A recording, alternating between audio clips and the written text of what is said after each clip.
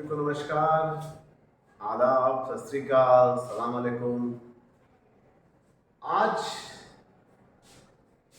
मैं एक ऐसा विषय लेकर के आया हूँ जो अपने आप में बहुत ही महत्वपूर्ण है। जनरली जो हमारे स्टूडेंट्स होते हैं जब क्लास 10th पास करते हैं तो उसके बाद उनके जहन में होता है कि वो किस स्ट्रीम में पढ़ाई करें। जनरली जो हमारे समाज का एक नोशन है कि जो मेधावी छात्र होते हैं वो साइंस स्ट्रीम में चले जाते हैं, बायोलॉजी एंड मैथमेटिक्स की चीज़ों को चूज़ करके और उस फील्ड में करियर बनाने के लिए। उसके बाद जो सेकंड कैटेगरी आती है उसमें बच्चे कॉमर्स ले लेते हैं, यानी कि कंपनीज वगैरह में एज ए सीए के रूप में या सीएस के रूप में जॉब ऑप्शन ढूंढते हैं। और थर्ड सेक्शन बचता है हमारा ह्यूमैनिटीज़ का, जिसको हम लोग हिंदी में मानविकी कहते हैं। यानी कि जो एक नोशन है सोसाइटी में कि मानविकी में वो बच्चे आते हैं जो सिर्फ वीक होते हैं, ऐसा एक नोशन है। बट आज की इस वीडियो में मैं ये बताने जा रहा हूँ कि मानविकी विषय पढ़ने के बाद बच्चा या छात्र या छात्रा वो सारी चीज़ें कर सकता है जो कोई अन्य विषय का बच्चा कर सकता है। तो आज का वीडियो बहुत इंपॉर्टेंट है, लास्ट तक देखिएगा और पसंद आए तो सब्सक्राइब चैनल आपने कर रखा होगा, नहीं किया तो कर लीजिएगा। वीडियो को लाइक और शेयर जरूर करिएगा। तो देर किए बिना मैं शुरू कर रहा हूँ। सबसे पहले देखते हैं कि अगर कोई छात्र क्लास 12 ह्यूमैनिटीज से पास करता है तो उसके पास कौन कौन से ऑप्शंस खुल जाते हैं। पहली बात करेंगे जो एक नोशन है कि जो इंडियन आर्मी है या कह सकते हैं जो आर्मी ज्वाइन करने का रास्ता है वो केवल साइंस वालों के पास है, ऐसा बिल्कुल भी नहीं है। क्लास 12 पास करने के बाद ह्यूमैनिटीज का बच्चा एनडीए का एग्जाम दे सकता है। NDA stand for national defence academy, जिसका साल में 2 बार एग्जाम होता है।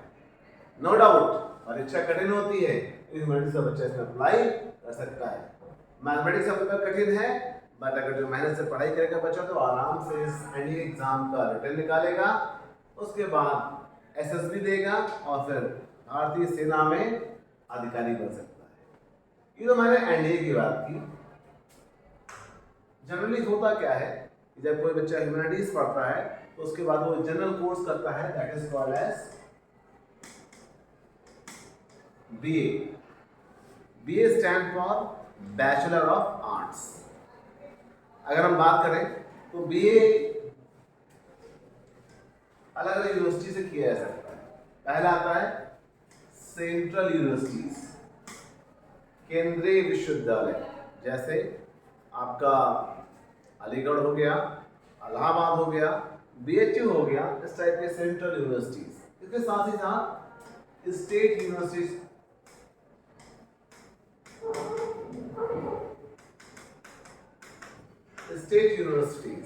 वहां से भी बीए की पढ़ाई की जा सकती है। तो बीए करने के बाद ह्यूमैनिटीज का बच्चा, उसके लिए संभावनाओं का एक असीम संसार खुल जाता है जिसके बारे में लोग कम जान पाते हैं।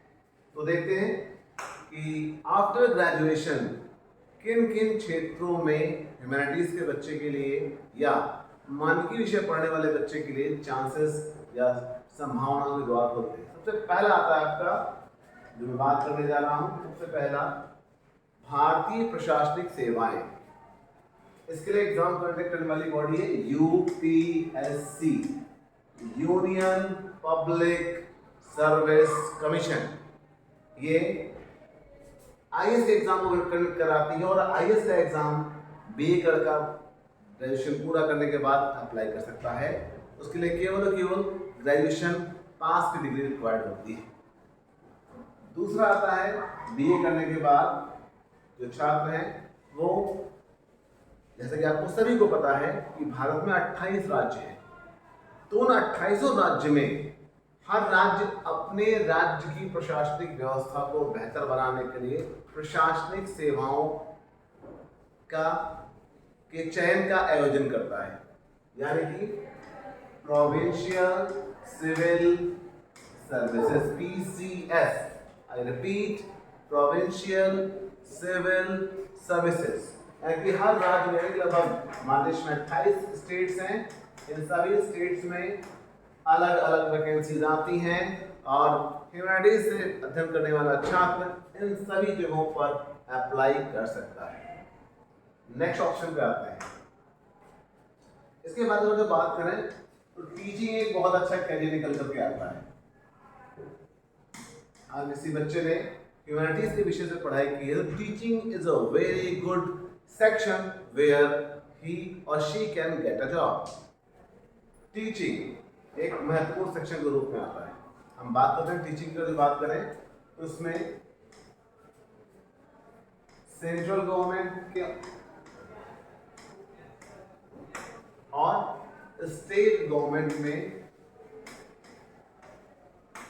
वैकेंसीज की बाढ़ आ जाती है।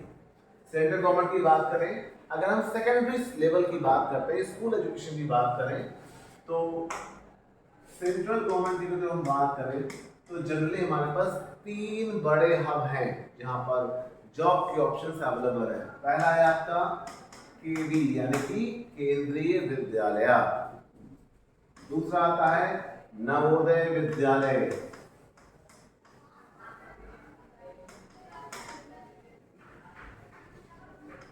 और तीसरा आता है जो और इम्पोर्टेंट है, भी नया नया एग्जिस्टेंस में आया है, EMRS,